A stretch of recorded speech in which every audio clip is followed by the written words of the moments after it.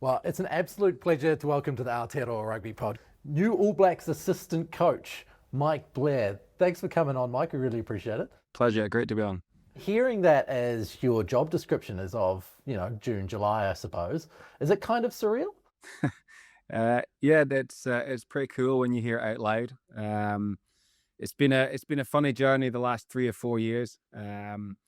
Being head coach of Edinburgh, then coming to Kobe to try something different, and then this landing in my plate with working with Rennes, side by side, and him asking me to do the job here after he got it is, it's a special moment for me. But I'm also aware I've got a job to do. So when he applied for the All Blacks coaching job, did he come and talk to you at that moment and say, "Hey, look, I'm going to do this thing. Would you be interested in coming with me?" Or did he get the job and then go, "Hey, mate, I've got a job for you"? Pretty much what you said the first time round. So you said do you want to catch up, and usually with Rennes, there's a reason why you catch up.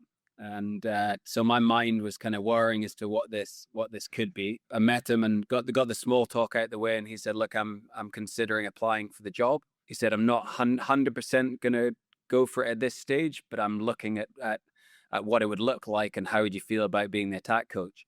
It was one of the things I thought he might have been asking about, but hadn't really planned an answer at all. So I just kind of smiled and said, "Let me think about it. You want to play it cool, don't you, at the start?" Um, so played it cool. Said, let's have a think about it. My wife and daughter are planning to go back to Edinburgh at the end of this year anyway. My son's already in Scotland, so that was a bit of a consideration, but it didn't take long to consider. They must have been stoked for you. Well, when I told my wife, Viv, before I could have finished saying what I'd been asked to do, Viv was like, "You've got to do it. You've got to do it. We're doing it. We'll make it work." So I don't know whether she was just happy to get a little bit of a break from me, but no, she was thrilled about it as well. And one of the best bits for me was being able to tell other people. The reactions I got from family and friends has been really cool. But I've also got the back of my mind that it's a nice job role to have, but my work starts once we get in.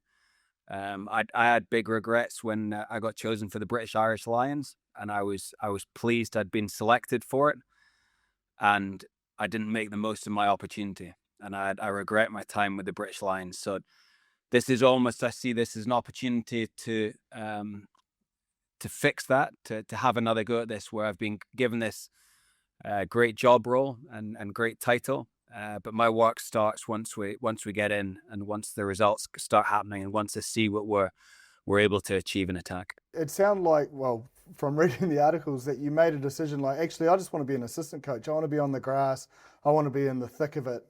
Is there a reason why you got to that space? The attack stuff is what I'm passionate about. I love getting players better. I love the detail around how to beat a particular defense, the different ways of doing that. And I found with the role with Edinburgh, it was a head coach role. There wasn't huge support from a director of rugby or CEO or anything like that. So a lot of the recruitment, the man management, everything fell on my plate. And as a result, that took away from my ability to coach the attack. I did coach the attack, but I felt I wasn't able to fully focus on the full bits of detail, and I was churning out ideas, but there wasn't the right kind of detail behind it. And it was a pretty big decision to turn down another contract as a head coach, because of what comes with that. There are only 2 jobs in Scotland as head coach. So I think it was a brave call, but for me it was the right call. I enjoyed elements of the game, but the ability to just focus on attack and one area was something that I was really keen to do. When you look at the Japanese top league as well, from an attack coach point of view, you must have been salivating coming across, because it is very high pace, very high skill, and attack from all places. It's been brilliant. It's been a real eye-opener for me. The fact coming across to Japan, not really knowing any of the players, only knowing a couple of the coaches. I wanted to get out of my comfort zone and try something different. And it's been that the things that I did with Edinburgh, which were successful, I tried over here in the first few weeks, and they didn't work because defenses were so different. The defenses will be stronger in the UK and the URC, but sometimes the defense here were harder to play against because you couldn't predict them. So you'd have some players shooting out of line, other guys sitting. So in terms of planning for how to break something down, it's actually really difficult. So I had to change my philosophy a little bit around that, and work on basic skills, what to do against certain defenses, and how to break that down. But yeah, you're right. I think the league is a better place to be an attack coach than a defense coach. When you look at, I suppose, those differences and I suppose the unpredictable nature of defence, I mean, that's probably the most challenging place for an attack coach. How do you go about, I suppose, it makes it more instinctive for the players, probably less control for you, like you really are going to have to read the pitches on the run. A big part of our game is how we can destructure the defence. So we talk about turnover ball, we talk about creating counter-attack ball. And to do that, obviously, you need good jacklers or a defence that's able to force errors. But equally, you've got to kick to the opposition to get them to kick back to you so that you find the unstructured defence as well. And in this league, I mean, Wayne Smith coached Kobe 2018, I think, when Kobe last won it, and he had a rule that if nines box kicked, then they didn't play the following week.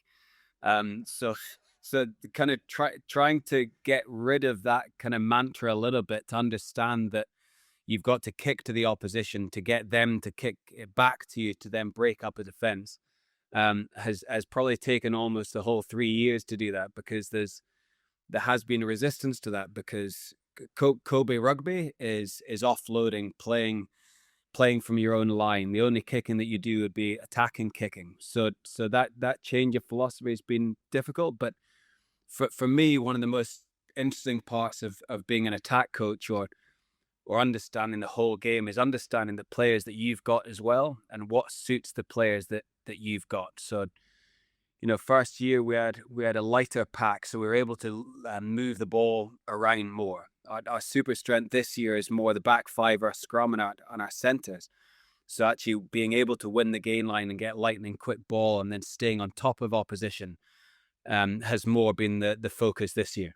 When you came over to rejoin Dave after your time in Glasgow, when you are as an attack coach, how do you work with the head coach, and how do you kind of create these things together? Where does your job start and your job finish in alignment with the coach? Head coaches are all different, aren't they? And the great thing about Renz is he trusts you to do your area. He knows that you're putting the extra work in, you're watching the extra videos, you're taking the time to find a solution or find a strategy that's going to beat the defense. But then Dave's smart. Dave can watch a video once and he's pinpoints exactly. So if he sees something, he'll tell you. But it's a really interesting collaboration, because Renz has traditionally done a lot of the turnover and counter attack game, and I actually did that when I coached at Glasgow with him. So I've learned a lot of my philosophies through what he's done. So we're pretty aligned now in what that looks like. And you can make tweaks for a certain opposition, but knowing what you're looking for in a defense and how you can break that down has been really key to our relationship. But also the ability to challenge each other and ask questions around why you're doing something, or could we do this different, I think has been a strength as well. When I look at Scottish rugby and you see that it's Glasgow and Edinburgh, and you see that there isn't a huge amount of depth there, I get the feeling that there is a need for innovation that happens in Scotland in order to be competitive. Is that something that's helped you get to where you are now as a coach? Because that lack of depth means that the Scottish have to be thinking all the time. Yeah, I think there's an element of that. I think, you have to point out that Gregor Townsend's outstanding. He's so committed to Scottish rugby. He's so positive about how he goes about his work. He doesn't talk about what players can't do. He talks about what players can do. And he's created a really positive environment with Scotland. Scotland traditionally haven't had great age group teams, but if you look at the age group teams, you only need one or two guys from each age group team to make it through. Glasgow have done brilliantly the last 7, 8 years from Rens's time there when we were in the final. They won it in 2015, won it two years ago. So they've done a great job of bringing through young Scottish players in a winning environment as well. Edinburgh haven't been as successful, but are still bringing through young Scottish players as well. So that ability to get the best out of the players that you've got is really important. And the great thing is, because Scotland's trajectory is winning wise has been on the up, players are coming in whilst winning games, as opposed to coming in and, in my era, potentially you didn't get used to losing, but there wasn't an expectation around winning, which there is with Scotland now. And I know over time Scotland are dealing with that pressure a little bit better. It's incremental, but I believe Scotland just had their best Six Nations so far, and Greg's doing a great job to get the most out of that squad. I think we're fortunate in New Zealand. I think the player depth is better. I know Rens had shown me this. It's something like it was 110 New Zealanders playing overseas in top leagues or something across Japan, the UK, France. So, this is a New Zealand mix that doesn't even have those players as part of it. So the strength and depth in New Zealand rugby is great, and it's just about getting the cohesion, getting the right plan, and then getting that performance on the pitch as well. You obviously would have watched a lot of international rugby. I'm sure you would have watched Scotland nearly win the Six Nations, which was extremely gripping. Where do you see international rugby at? It's been thrilling this year, hasn't it? The Six Nations was awesome. It's the middle of the night here when the games are on, and I was waking up in the middle of the night to watch them. I thought that they're unbelievable. I was actually on a flight back from Edinburgh during the Scotland-France game, and I had the free Wi-Fi on the flight, and I said to Mum, "Oh, Mum, can you just text me a couple of the updates as the game goes on?" And she's literally every 2 minutes, she's like, "They've scored, these scored, yellow card." I think it was about 110 messages, I think, through the flight. And I saw Sean Edwards had spoken after the game about he feels that the game's moved on a little bit in terms of attack, and a lot of the laws benefit the attacking team. And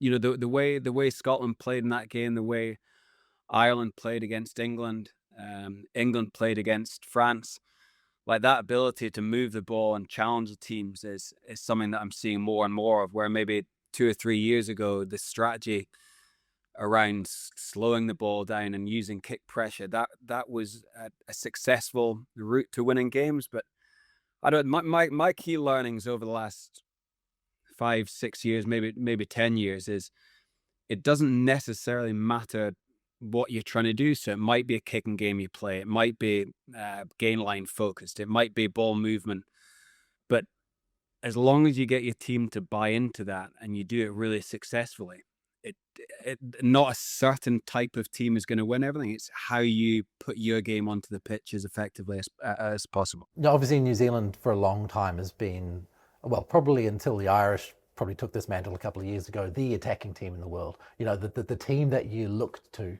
see how to attack and what to do with it. So when you take on a job as the New Zealand attack coach, it is not a small job, is it? Have you considered that element of it because of the legacy, I suppose, of New Zealand's attack and the expectation that surrounds it? It's not really been at the forefront of my mind, to be honest. Since I got the job, I've been watching old games, been watching Super Rugby games, trying to find some form players, looking how the individual teams are playing, what might suit our personnel. What the great thing about the quality and depth of player in New Zealand is you can select a team to play in a particular way. So what we need to find out is exactly how we're going to try and play the game, have that cohesion amongst the coaching team, and then choose a team that's capable of playing that way, and then execute the plan, to the best of our abilities. So I'm conscious a lot of the New Zealand attack has been about ball movement. I remember 2005. I think it was my first game against New Zealand, and it was pissing with rain. It'd been pissing with rain for a couple of days, the game at Murrayfield. And we'd kind of been previewing the fact that they moved the ball from the kickoff, and we thought, well, it's pissing with rain, so they're not going to do that. They're just going to tuck it up the jumper and then kick to touch. And I swear, like, the crispness of this wide attack, we went from being in their 22 to in our 22 within about 14 seconds, I think. So that ability to move the ball is something that is traditionally big amongst the New Zealand attack, because there's so many good individuals. So if you're moving the ball, you're more likely to get one-on-ones, and that's what we want with our big, powerful players in the outside channel, the back three. But I don't know. Something I'm really interested as well is looking at the game as a head coach. So sometimes there might be things here in Japan that might be at detriment to our attack, because I believe it's potentially a better way for the team to win. So I'm also conscious of that as well. In terms of game strategy, how do you use your kicking game to turn a team, to get them to kick back to you, to break the game up again, so that you get these one-on-ones and wide channels? Because, if you stagnate your attack and you keep playing, you're going to lose the ball eventually. So that balance as well between the ball movement, the ability to get 1v1s, but also using the kicking game to break the game up to get these destructured or unstructured offenses is really critical. What have you made of what you've seen? I mean, there's obviously some high scoring matches, and then there's some other tight matches when the conditions don't allow. First and foremost, the New Zealand teams are doing pretty well, aren't they? The results are pretty good. I think everyone's in a chance for the playoffs, so that's really good from a confidence point of view. I've enjoyed watching it. There's some different styles there. Some teams are using the kicking game a little bit more. Some guys are backing their ability to put continuity into the game and stress the opposition. But the threats around the pitch are just phenomenal, and it's a group that I'm really looking forward to spending some time with and trying to get the most out of. As an attack coach, seeing different teams with different styles, is that good for you as an international attack coach, bringing those styles together? Is it better to have multiple ideas and to have everyone playing off the same playbook before they even get to you? It is, but you also need to know that the players that you're playing with. Certain styles are going to suit certain individuals more than others. So, if we put a big pack out, for example, the identity potentially becomes more about getting the gain line and getting front foot, so that you're able to stay on top of opposition. If you got a quicker team, you want the game broken up more. You want to keep your kicking game, the ball infield. You want to get 90-second, 2-minute bouts of play, so that you fatigue the opposition. So I'm loving looking at the different ways at the moment. But as I said before, I don't think that the secret is in the kind of style you're playing or the setup or the shape. It's finding something that everyone's comfortable with and then are able to commit to it. So ultimately you produce an attack that's got multi-threat, which is one of the most important things for me. Off what you said there about you can have a big pack and there's a certain style you play with that, or a fast pack, is there the ability to do that within the squad? Or is it better off to just go, hey, we're going to play this one way and we're going to pick a squad that has the skill set to do that? So the numbers in the squad are a big thing. So with us here in Japan, we've got a squad of 54. We originally chose a couple of our centers big units because we were playing against big centers. So we said, right, we're going to put these big units up and take their strength away from them. And actually, they played awesome together. And now we're like, actually, this is what we want to keep. So we haven't tinkered with the team as much as that. I would have thought with the All Blacks, we'd have a fairly similar group, so that if someone gets injured or if you want to swap someone in, they're able to do a bit of a like for like job. But you also want a little bit of X factor potentially, someone on the bench who can change the game up, someone with a bit more energy, or someone who's got the ability to beat a man or get an offload or break the game up. So I think you want cohesion. So the big change of personnel, I don't think would work that well. But with the group of players in New Zealand, you've got quality across the board that could potentially play different styles. That ability to transition or know how you felt as a player, as a coach, does that help? Sometimes. So there'd be sometimes when I think if my strengths, for example, I'd see myself as bringing other people into the game. So being a kind of playmaker. Passing, strange enough, as a scrum half, passing wasn't one of my big strengths. So when you look at other scrum halves, you think, kind of, this is easy, they should be able to do this. Or, God, I can't ask him to do that pass because I wouldn't have been able to do that pass. So you've got to kind of take your own kind of ability out of it, and understand what individuals are capable of and what their strengths and weaknesses are, and how you can get their strengths onto the pitch. But obviously having an understanding of having played at 9 can help with little things like triggers of where space might be, or as you're approaching a breakdown, your angle, so that you're able to pick up the most amount of cues. One of the challenges of the job you've taken on is that a World Cup is only 18 months away. So learning those players and understanding those keys could be one of your great challenges, right? You've got to do it in a hurry. Absolutely. And I'm finding out I watched a lot of rugby before, and I'm watching a hell of a lot more now. So I'm kind of catching up on the previous rounds of Super Rugby. So I'm kind of a couple of weeks behind everything at the moment. So I haven't watched the games this weekend yet. But also, as you said, watching the previous games of the parts of the attack that went really well and we wanted to keep together, was trying to find a little tweaks of how I think we can improve even more. So it's a lot of rugby is being watched at the moment. We've not got much storage left on the hard drive at the moment. You speak about balance. I mean, coaching is, well, it appears all-consuming, and having been a player myself, it is a much bigger job than playing, I believe, anyway. How do you switch on and off? Is there anything, I suppose, in the New Zealand culture that you're looking forward to sort of having some time when you get that downtime? I don't think there'll be a huge amount of downtime. I've just seen the schedule for what's happening from mid-June till end of November, so I'm not really planning much free time in. But like I said, it's a different one. I've got a herniated disc in my back, so that's not helping at the moment. But I do enjoy my paddle tennis, and I hear it's not that big in New Zealand at the moment. It's So it might not. be, They're coming. They're popping up left, right, and centre. So you might, by the time you get here, that you might have some luck. There's a new business as well. I wouldn't have time for it, but we can set up some paddle courts.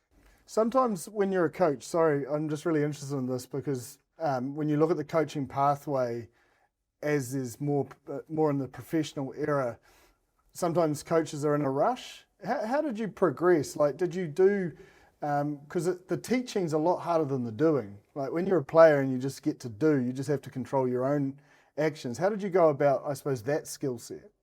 Yeah, I mean, first of all, I've got a lot more appreciation for my old coaches than I did at the time, probably. The amount of work you do behind the scenes, you might do 6 hours to choose 3 clips to put out that take 3 minutes to go through. And, you say, the player asks, what you did for the weekend. You said, oh, I was putting this together. But of course, it looks ridiculous because you've got 3 clips that take 3 minutes to show. But so I got a lot of appreciation for what coaches have done in the past. But also, like I believe if players can get some experience of coaching, whether that's at grassroots rugby or age group rugby or whatever, their understanding of the game will improve as well. And then it becomes a much more collaborative kind of analysis of the opposition and what you're able to put onto the pitch as well. But yeah, I look back and the amount of times I went for coffees and days off as a player, and as we're saying now, there's no time to do anything at all. So enjoy the playing days while you can. That's a good bit of advice. Now I live in the real world as well with a real job. I learned that the hard way as well. Well, thank you so much for your time, Mike. We really appreciate it, and look forward to catching up with you when you get here to New Zealand. Great being on. Thanks, guys.